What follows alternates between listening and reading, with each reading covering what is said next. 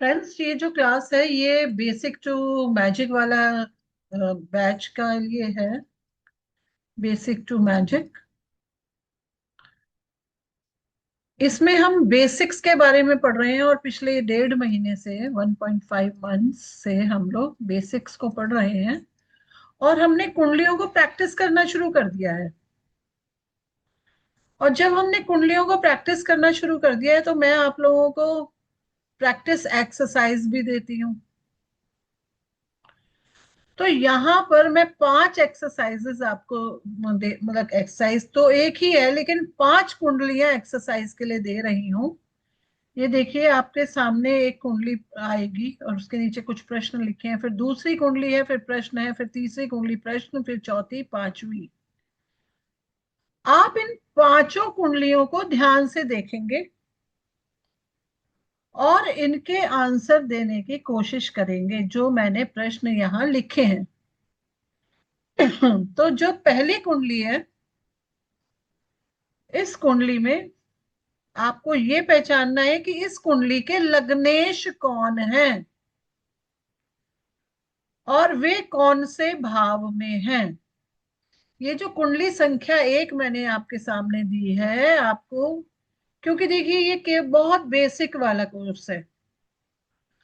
Basics में पहले हमें ये ही याद करना है, समझना है कि इस कुंडली में लग्नेश कौन है। अगर 11 नंबर राशि लगन में लिखी है तो इसके लग्नेश कौन है और वे कौन से भाव में हैं। आई होप आप लोगों को समझ आ रहा होगा।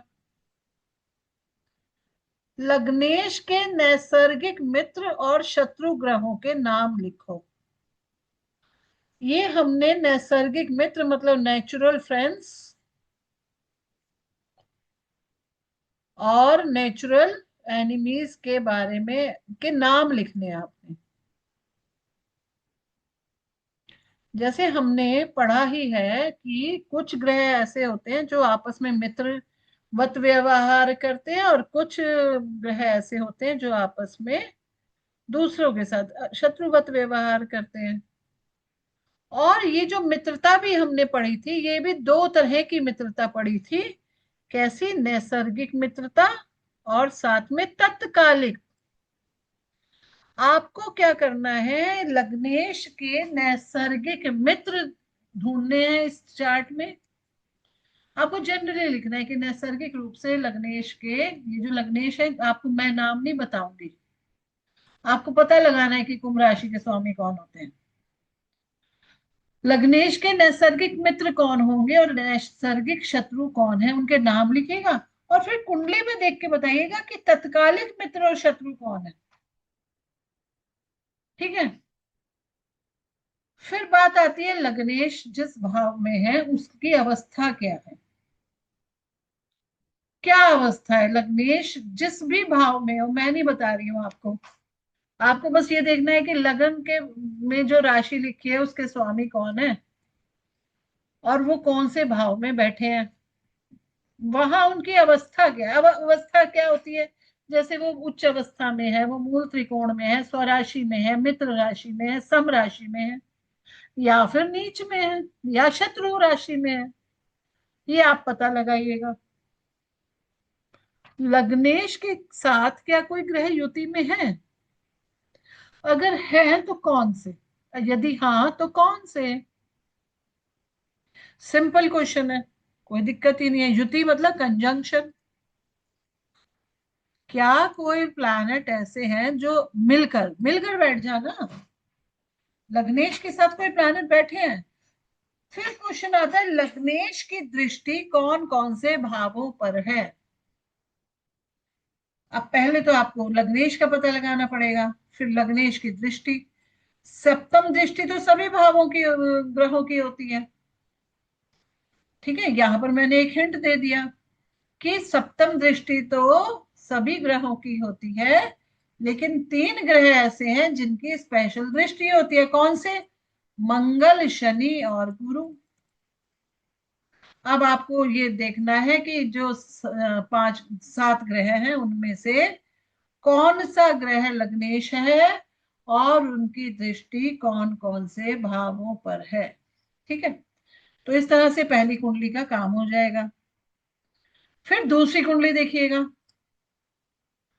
दूसरी कुंडली में प्रश्न क्या देख दिया है मैंने, दी गई कुंडली में सुख भाव में कौन से ग्रह है। पहले तो आपको कुंडली में ये पता लगाना पड़ेगा कि ये जो 12 के 12 भाव होते हैं इनके नाम क्या हैं, फिर इनमें से सुख भाव कौन सा है, और दी गई कुंडली में सुख भाव में कौन से ग्रह हैं। फिर आपको सुख भाव का पता चल जाएगा। आपको देखना है कि सुख भाव में कौन सा ग्रह है, अगर कोई ग्रह है तो उसकी अवस्था क्या है। अवस्था मतलब जैसे हमने ऊपर पढ़ा, अवस्था का क्या मतलब होता है, उच्च का है, मूल त्रिकोण का है, स्वराशि का है, मित्र राशि का है, सम राशि है, नीच राशि है या शत्रु राशि है। ठीक है ना, ये पता लग जाएगा आपको। सुख भाव में बैठे ग्रह कौन से भाव के स्वामी हैं, ये बताना है कि जो सुख भाव में बैठा प्लैनेट है वो उसकी लॉर्डशिप क्या है, कौन से भाव के स्वामी हैं। सुख भाव में बैठे ग्रह के स्वामित्व भाव के कारक तत्व क्या हैं। अब आपको पता चल गया कि जो सुख भाव में कोई पर्टिकुलर ग्रह बैठा हुआ है, माना एक्स एक्स नाम का ग्रह बैठा है और उसकी लॉर्डशिप माना किसी भी एक पर्टिकुलर हाउस की है, किसी ना किसी भाव के तो कारक वो होंगे ना ये स्वामी। ठीक है ना, किसी ना किसी भाव के स्वामी होंगे। तो उस भाव के कारक तत्व क्या है, वो भाव क्या बताता है, ये बताना है। भाव के कारक तत्व, सुख भाव में बैठे ग्रह कौन से भावों को दृष्टि दे रहे हैं, कहाँ देख रहे हैं। ठीक है, कौन से भाव को देख रहे हैं। फिर क्या सुख भाव में बैठे ग्रह पर किसी ग्रह की दृष्टि है। ठीक, कहां से देखना है आपको, इस चार्ट में देखना है। कुंडली संख्या 2 में, कुंडली संख्या 2 में आप ये देखकर बताइएगा। फिर आ जाएगी कुंडली संख्या 3। कुंडली संख्या 3 से संबंधित प्रश्न देख लेते हैं। दी गई कुंडली में मंगल कौन कौन से भावों के स्वामी हैं, मंगल कौन से भाव में है और उन पर उनकी अवस्था क्या है। अब आपको ढूंढना है मंगल, मंगल कहाँ बैठे हैं और मंगल की लॉर्डशिप कहाँ है। साफ साफ लिखा हुआ है कुंडली में कि मंगल कहाँ बैठे हैं, उनकी अवस्था क्या है। वो अवस्था आपको पता ही है, उच्च के हैं, नीच के हैं, स्वराशि के हैं, मूल त्रिकोण के हैं, सम राशि में है, शत्रु में है, मित्र में है, किस में है। पहले ये भी बताना है कि कौन से भावों के स्वामी हैं। तो स्वामित्व कैसे पता चलेगा, उनकी राशि से। तो मंगल की दोनों राशियां कौन से भावों की लॉर्डशिप लिए हुए हैं। ठीक है, हो जाएगा ये भी। दी गई कुंडली में केंद्र भावों के और त्रिकोण भावों के स्वामी कौन कौन है, नाम लिखो। बहुत इजी है, आप लोग कई बार करते हो। केंद्र भाव कौन से हैं मैं बिल्कुल नहीं बताऊंगी, हिंट भी नहीं दूंगी। अब आप लोग अब मेहनत करो। ठीक है, तो आपको ये बताना है कि केंद्र भावों के स्वामी कौन से हैं, त्रिकोण भावों के स्वामी कौन है, और उनके नाम लिख देने हैं। ऐसे पूरा लिखिएगा कि इस हाउस का लॉर्ड ये है, इस हाउस का लॉर्ड ये है, ऐसे ऐसे ही त्रिक भावों के स्वामियों के नाम बताने हैं। उस ग्रह का नाम बताओ जो अपनी ही राशि को देख रहा हो। इसको आपको ढूंढना है कि कौन सा ऐसा ग्रह है जो अपनी राशि को देख रहा है। ये नहीं कहा कि कौन वो अपनी राशि में बैठा है, नो। जैसे चलो यहाँ पे मैं बता देती हूँ, जैसे चंद्रमा अपनी ही राशि में बैठे हैं, लेकिन ये तो पूछा ही नहीं। हमने तो ये पूछा है उस ग्रह का नाम बताओ जो अपनी ही राशि को देख रहा हो। नेक्स्ट क्वेश्चन ये पूछा है कि उस ग्रह का नाम बताओ जो अपनी उच्च राशि को दृष्ट कर रहा हो। दृष्ट कर रहा हो मतलब देख रहा हो। ऐसा कौन सा ग्रह है जो अपनी उच्च राशि को देख रहा है? ठीक है ना? तो ये आपको तीसरी कुंडली हो गई। और अभी कहानी अब तो शुरू हुई है। अब आएगी चौथी कुंडली। चौथी कुंडली में देखिए, कुंडली पे नजर मारिएगा। देखिए डिफिकल्टी लेवल थोड़ा थोड़ा बढ़ेगा। ठीक है, आप लोगों ने एक बार स्टार्ट कर दिया है, प्लीज इसे ईमानदारी से कीजिए। मैं अपनी तरफ से पूरी मेहनत कर रही हूँ आप लोगों के लिए। और आप इसको बहुत ही, मीन्स आप इस स्पार्क को बंद मत कीजिए, मेहनत के साथ पढ़ाई कीजिए। ज्योतिष एक बहुत अच्छा सब्जेक्ट है।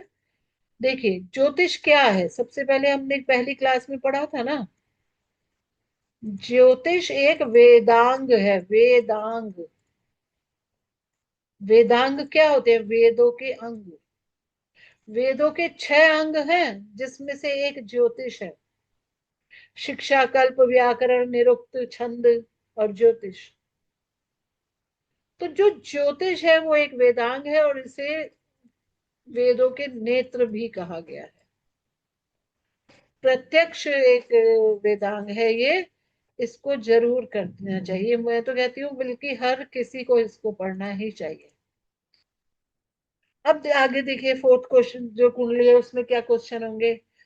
इस कुंडली में कौन से ग्रह युति संबंध में है?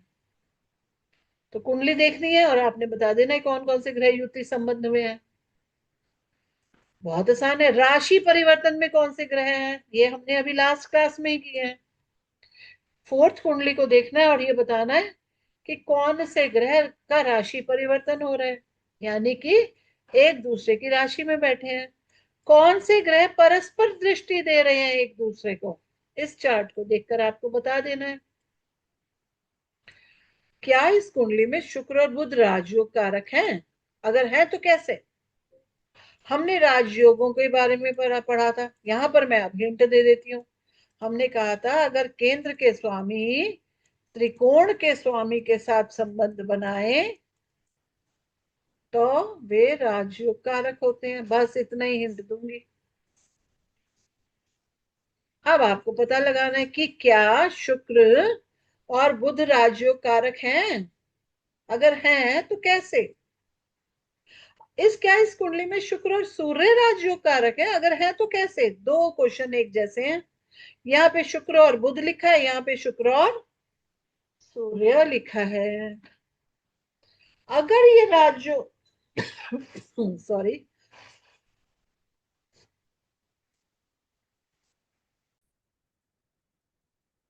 अगर ये राजयोग कारक है तो कैसे है ये पता लगाना है। इजी है, आप लोग कर लोगे। ठीक है, अपने नोट्स को निकालिएगा, पुरानी वीडियोस को दोबारा सुनिएगा। बहुत आसान है। जो ज्योतिष के जानकार हैं वो ये कहेंगे कि हाँ ये सच में बेसिक कोर्स है, और ये मेरे बेसिक स्टूडेंट्स के लिए ही है। ठीक है। अच्छा, फिफ्थ को, उसको देखिए, फिफ्थ कुंडली को। इस कुंडली में कौन कौन से ग्रह धर्म त्रिकोण में है? अब आपको पहले ये बताना है कि धर्म त्रिकोण कौन सा होता है, वहां कौन कौन से ग्रह हैं। ऐसे ही अर्थ त्रिकोण में, काम त्रिकोण में और मोक्ष त्रिकोण में है, कौन कौन से ग्रह हैं। किसी किसी ग्रह उसमें नहीं भी हो सकते। आपको पता लगाना है कि धर्म त्रिकोण में कौन से ग्रह हैं। अब एक का मैं एग्जांपल दे देती हूँ। जैसे हम कहते हैं कि सेकंड हाउस, सिक्स्थ हाउस और 10th हाउस, द्वितीय भाव, षष्ठ भाव और दशम भाव, ये कौन सा त्रिकोण होता है? अर्थ त्रिकोण। ये होता है अर्थ त्रिकोण। तो यहां पे कौन से प्लैनेट बैठे, तो एक मैंने बता दिया, बाकी आपको पता लगाना है। और लास्ट क्वेश्चन है, लग्नेश कौन से त्रिकोण में है और लग्नेश पर कौन से ग्रह की दृष्टि है।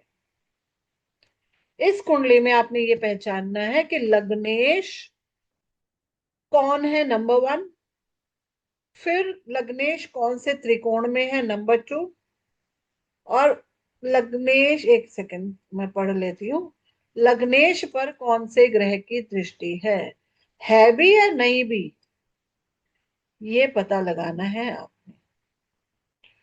तो इस पेपर को सॉल्व कीजिए, ईमानदारी के साथ पढ़ाई कीजिए। आप लोग बहुत अच्छा लर्निंग कर रहे हैं। I wish you all the best. इसकी आंसर शीट भी आपके साथ शेयर की जाएगी, लेकिन एकदम से नहीं करेंगे। आप पहले अपने आप इसकी कोशिश कीजिए, और ट्यूसडे नहीं तो वेंसडे को मैं इसकी आंसर शीट आपके साथ डिस्क्रिप्शन बॉक्स में ही, वैसे तो पेपर इतना इजी है, प्रैक्टिस पेपर, कि आप इसको कर लोगे। ठीक है, तो इसको हम शेयर करेंगे। आज के लिए इतना ही। Thank you.